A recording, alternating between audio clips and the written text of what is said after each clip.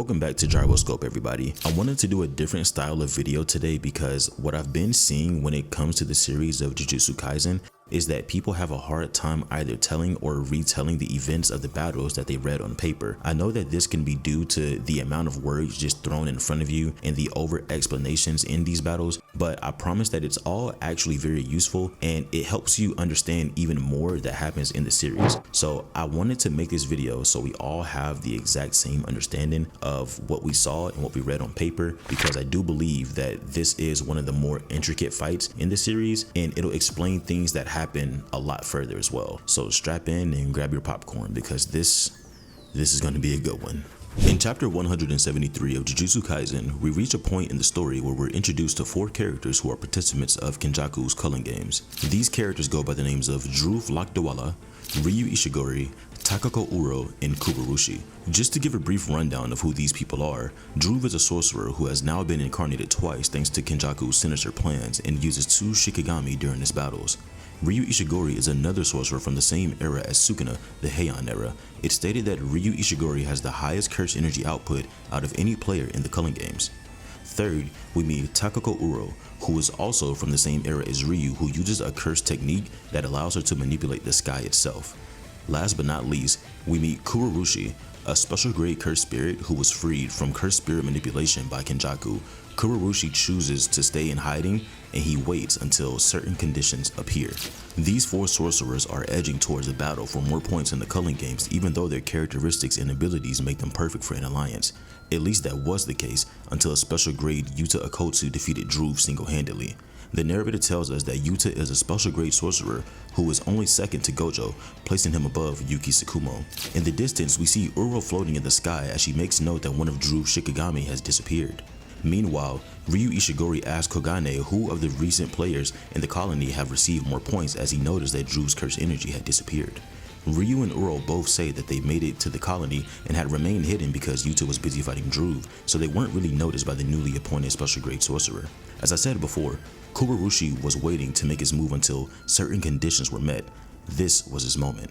Being the ever so kind-hearted sorcerer that he's always been, after Yuta's short battle with Dhruv, he gets called over by a group of civilians under a bridge and decides to go over to help them, but Yuta felt something. Yuta assures the civilians that they're all safe now that Dhruv has been defeated, but they all start to hear a crisp sound coming from the other side of the bridge. Before Yuta could react and fully turn around, everyone behind him was swallowed by a dark swarm of bugs, tearing everyone's flesh from their skeletons and not wasting a single bite. Yuta attempts to save one more civilian crying out for help, but not only is his lower half swallowed by the sea of bugs, they also pass from the now deceased civilian on to attack Yuta. Yuta thinks to himself that each one of these cockroaches not only have cursed energy, but they are also reinforced, meaning that each one pack a punch close to or equal to Mei-Mei's crows that are capable of killing a special grade curse in one blow. Yuta fends the flesh-eating swarm away as they continue to hunt more civilians down, but he shouts out to Rika to knock down the bridge onto the swarm, which severely dwindles their numbers. Yuta then uses his sword with a high curse energy output, which completely wipes the swarm of cockroaches away, but not before he gained the attention of Ryu and Uro. After analyzing the brief scuffle between Yuta and Kurourushi's bugs, Ryu says that Yuta has a ton of curse energy, but his output isn't really too high. Uro takes note that Yuta uses a Shikigami, which is Rika, who is also very strong. The narrator claims that Dhruv would have been a very dangerous opponent for Kurourushi to fight, so he waited and lied dormant until Dhruv was finally defeated by Yuta. The narrator then tells us that Kurourushi has an appetite which has no ends and eating stimulates its parthenogenesis. For those who don't know, parthenogenesis is a natural form of reproduction that is normally seen from bees, wasps, ants, and other insects. Yuta readies himself in his battle stance as he vows to kill Kenjaku in order to save his sensei, and Kurourushi watches as he pulls out the festering life sword, which is stated to be an enchanted blade which mixes life and death itself. Kurourushi goes for a swing with the festering life sword, but not before Yuta already beat him to the punch, cutting his arm off holding the enchanted blade. Yuta then unleashes a lethal combo of attacks onto Kurourushi, starting by shoulder bashing him across the river. Kurourushi, being the instinctive fighter that he is, flies under the bridge and attempts to gain an aerial advantage over Yuta, but Yuta had already predicted the situation, so he grabs a guardrail off the street and throws it at Kurourushi's back, forcing him to fall back into the river. Yuta then jumps down onto Kurourushi, hoping to end the battle, but he realizes that Kurourushi had defended himself with another swarm of reinforced cockroaches. As Kurourushi recovers, Yuta realizes that he's being watched by at least 2 more sorcerers in the distance with very high scores. Yuta says that he can defeat Kurourushi by exercising him with positive curse energy, but Yuta doesn't want either of his watchers to know that he can use reverse curse technique, because that will put him at a disadvantage when they finally make their move. Kurourushi shows some type of sentience as he asks Yuta why does he kill his cockroaches, but Yuta counters this question by asking Kurourushi, why do you kill humans? Kurourushi states that he loves the taste of iron. He readies himself and uses an attack called Blinding Earth and Insect Trance, which creates 2 light bugs who have very blinding energy within their sacks. Kurourushi sends a swarm of cockroaches to distract Yuta as he creates a pillar of water to protect himself from the bugs. The blinding bugs are cut down by Yuta with swiftness, but the light in their sacks seem to be a liquid that get into Yuta's eye, leaving him wide open for an attack. Kurourushi goes in for the kill as Yuta defends himself, and even though he saw the attack coming, he didn't expect the festering life sword to shoot projectiles that enter his shoulder, burrowing in and sprouting bugs from Yuta's arm. Kurourushi then uses this opportunity to land a final blow on Yuta, slicing his abdomen open, and he stands over Yuta as Uro and Ryu wait for Kurourushi to devour him. We then see that Yuta had actually planned this from the beginning, waiting for Kurourushi to be blinded by his hunger and not focus on Yuta's abilities. He grabs Kurourushi by the face and bites his mouth. Yuta used this instance to send positive curse energy into Kurourushi's body, causing him to explode and be exorcised. Ryu understands what Yuta had done, and not too much longer after, Uro came to the same conclusion. Yuta Okkotsu was a user of reverse curse technique. She then appears from behind the sky, which she manipulates and whispers in Yuta's ear that she knows his secret. The sky cracks and the chapter ends. Next chapter, Yuta and Uro begin engaging in hand-to-hand combat, but Yuta realizes that his arm has bent with the use of Uro's curse technique, so he can't seem to land a punch. Yuta then gains the understanding that her curse technique doesn't physically affect her opponent, it's only an illusion created by the sky which tampers with the vision of her opponents, similar to a lens that creates distortion in space. Uro explains that her curse technique actually uses the sky as a surface which she can control. Yuta makes note that Uro is disclosing her curse technique. This is a tactic used by skilled sorcerers to gain an advantage over their opponent. If you explain your curse technique to your opponent, you lose the surprise of an off-guard attack and superior knowledge, but you gain strength and more effectiveness. It's similar to a binding vow, or actually the same thing. Yuta asks Uro why she seeks out battle with the second chance she was given. Uro says that to her, the second chance at life is everything, and essentially, she'll continue to spend it gaining points and endlessly killing because she still has regrets from her past life, and anything can happen in the culling games. An enraged Uro asks Yuta if he's a distant descendant of the Fujiwara clan from the Heian era, as he asks her how can she be so desperate for her own sake. Suddenly, from an undisclosed location, Ryu Ishiguro interrupts their conversation with 2 words: Granite Blast. The destruction from Ryu's Granite Blast left the streets of Sendai City in shambles, as Yuta makes note how large of an attack range he has. As the surrounding environment continues to crumble, Yuta says to himself that his special grade Shikigami Rika is still protecting civilians in the city. Uro sets out to defeat both Ryu and Yuta, as she keeps in mind that both Dhruv and Kurourushi have both been taken out. Yuta makes a dash straight for Ryu at the top of the school that he's using as footing as he dodges multiple blasts from Ryu's cannon. Yuta tries every movement to get away from Ryu's projectiles, even swinging around streetlights to make sure they hit the ground the instant that Yuta dodges. Suddenly, Yuta catches himself in a rain of blasts from Ryu as he asks Yuta to not be a disappointment.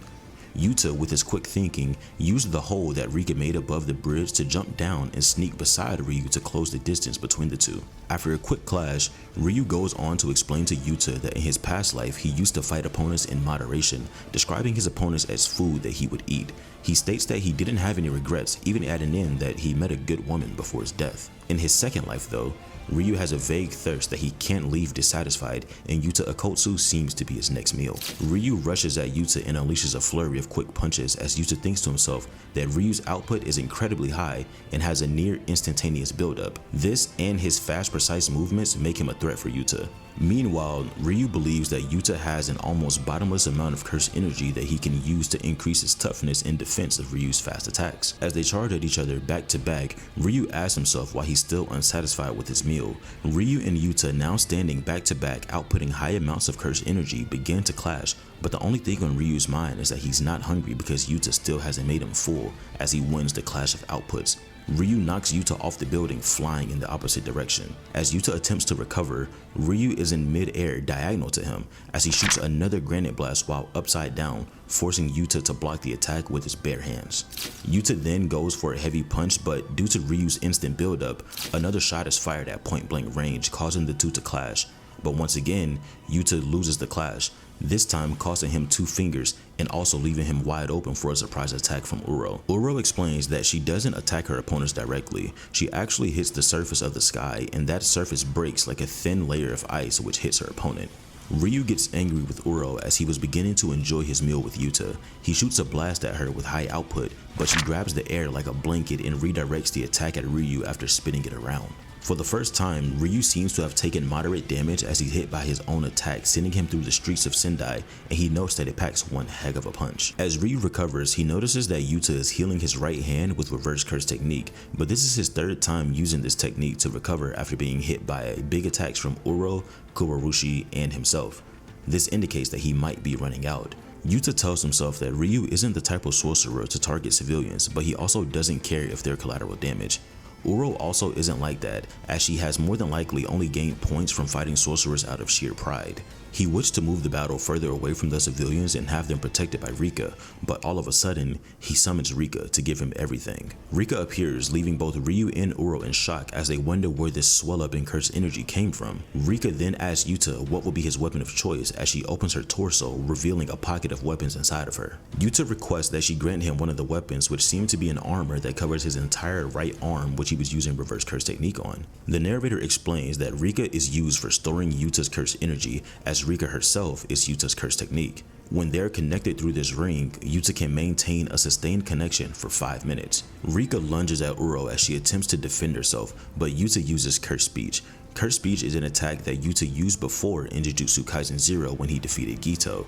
This is an attack copied from Inumaki, which leaves Uro defenseless after being told not to move. While she can't move, Yuta and Rika unleash a flurry of punches from both directions as Uro can't defend herself still. Ryu uses this as an opportunity to attack Yuta, but Yuta still has his sights set on Uro, leaving Rika to defend herself against Ryu's blast. Rika deflects Ryu's high output shot with her bare hand, seemingly taking less damage than Yuta when he did the same, causing Ryu to believe that she's actually tougher than Yuta defensively. Rika then attacks Ryu as they engage in a 1v1 scuffle, but it comes to a quick halt when Ryu counterattacks and leaves Rika stunned after sending her through the roof of a building with only 1 punch. Ryu says that he still has an appetite and implies that Rika may just be the full course meal that he's looking for. We cut back to the battle between Yuta and Uro. Yuta uses another application of his curse technique, which turns his own strands of hair into mediums for Shikigami to fly at Uro, but they immediately get stepped on. Uro finds herself being slashed in multiple areas even though she can't see the attacks. She notices that the trajectory of the Shikigami that Yuta sent her way are constituting a domain around her. This was Dhruv's curse technique.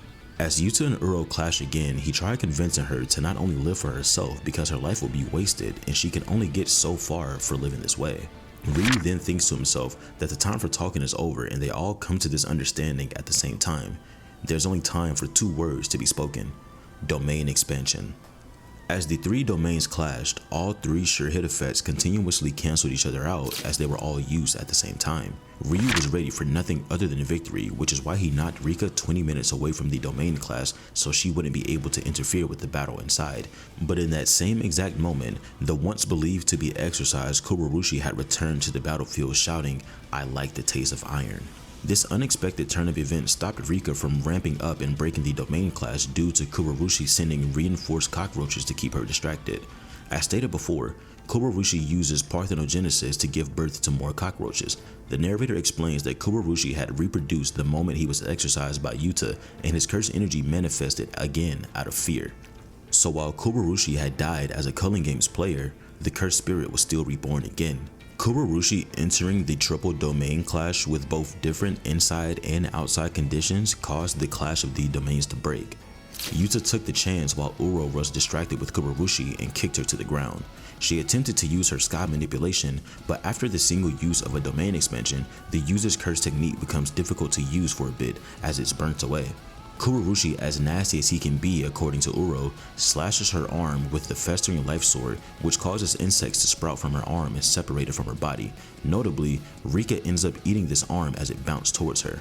While Uro cries out, insulting Yuta and his family lineage, Ryu Ishigori lies in wait, charging another blast, telling Uro that she's had enough, and neither she or Kurourushi were invited to his table. He thinks to himself that Yuta should be about finished, and Uro would expend too much energy on regaining her arm through reverse curse technique. The narrator explains that Ryu Ishigori's curse technique is curse energy discharge. He blasts Uro into a wall and she seems to be down for the count, as the narrator then tells us that Ryu is the only sorcerer who can release the same amount of curse energy as his curse technique, even if he's just finished using a domain expansion. So while Ryu still has the granite blast attack, he could mimic that same attack output with only curse energy. Kurourushi was also caught in this attack, causing him to lose one of his arms, but before he could recover or escape, Yuta exorcised Kurourushi for the second time by blasting him in the face with positive curse energy. With both side dishes out of the way now, the fatal 4-way battle in Sendai has turned into a one-on-one fight between Yuta Okkotsu and Ryu Ishigori, and Ryu is ready for his main course. The narrator explains that Yuta currently cannot use his curse technique because of the domain clash burning his curse technique out. Under current circumstances and normal circumstances, Ryu Ishigori still has a higher curse energy output than Yuta. The plan was to build his curse energy to its maximum before Ryu could do the same, which would give Yuta an advantage in a clash. You could see in Ryu's eyes that his hunger and thirst for over 1,000 years had completely taken him over. The two begin to clash maximum curse energy outputs as we reach the climax of this deadly battle. Just like the narrator explained before, Yuta loses the high output clash and is sent flying back as Ryu says he actually enjoyed the back and forth, describing it as sweet. Ryu wants to do another clash as he can see the curse energy swelling up before him, but this time it was Rika charging a blast of her own. At the exact same moment that Rika shot her blast, Yuta lunges forward as Ryu is distracted, but being as powerful as he is, Ryu deflects Rika's attack and prepares for Yuta's counterattack. Ryu believes that between the domain clash and the maximum output clash, Yuta shouldn't be able to replenish his curse technique, which was burned away, so he charges a granite blast directly in front of Yuta. This was a miscalculation on Ryu's behalf, as the narrator tells us that Yuta's curse technique has indeed replenished as he grabs the sky before Ryu and sends his granite blast directly into the air, leaving him wide open. Going through multiple scenarios in his head, Ryu comes to the realization that the catalyst for Yuta being able to use Uro's sky manipulation was actually Rika eating her arm, which was severed by Kurourushi. Rika is the source of Yuta's copy curse technique. But that doesn't matter now, as he gets attacked directly by a full throttle thin icebreaker. Rika takes this opportunity to slam Ryu over the head with a devastating blow, but he immediately recovers as he prepares to launch an attack right back at Rika. The narrator reminds us that the connection between Rika and Yuta would normally last 5 minutes. One fully focused punch from Ryu Ishigori was enough to force Rika to reach her limit and begin to disappear. Yuta and Ryu engage in one last back and forth served as a flurry of fists. Ryu has already had his full course meal, but in his eyes, this moment was his dessert. As they both tag one another in this high-speed dash, Yuta drops down, pulling Ryu's jacket sleeves so he can't move his arms as Yuta tells him that he's finished. Suddenly, Ryu's own granite blast beams down from the sky as the audience understands that this was the same granite blast that Yuta used sky manipulation on and shot into the air. The aftermath of the granite blast left Ryu standing while torn to shreds by his own attack. Ryu thanks Yuta for the meal as he understands now that the only thing that could have given him a full stomach was his own high curse energy output. After the battle, Yuta and Ryu exchange words briefly as he tells Yuta that he's reaching his limit. Ryu explains that he's seen what exceeds the horizons of Jujutsu sorcerers, cursed spirits, and strong fighters in general. He describes it as an overwhelming aggression that disregards all else, similar to a calamity. Of course, he's referring to the king of curses, Ryomen Sukuna. And that'll wrap up this video. I absolutely love the fights in Jujutsu Kaisen. I believe that Gege Akutami found a method of creating a very complex way for his characters to do battle on paper, and I absolutely love it. If you guys enjoyed this video, please leave a like, please subscribe, and do me a favor, drop some fights from Jujutsu Kaisen down below in the comments that you'd love to see me cover. Next, I might end up doing Kenjaku versus Yuki Tsukumo. We'll just have to see. And as always, you all have a great day.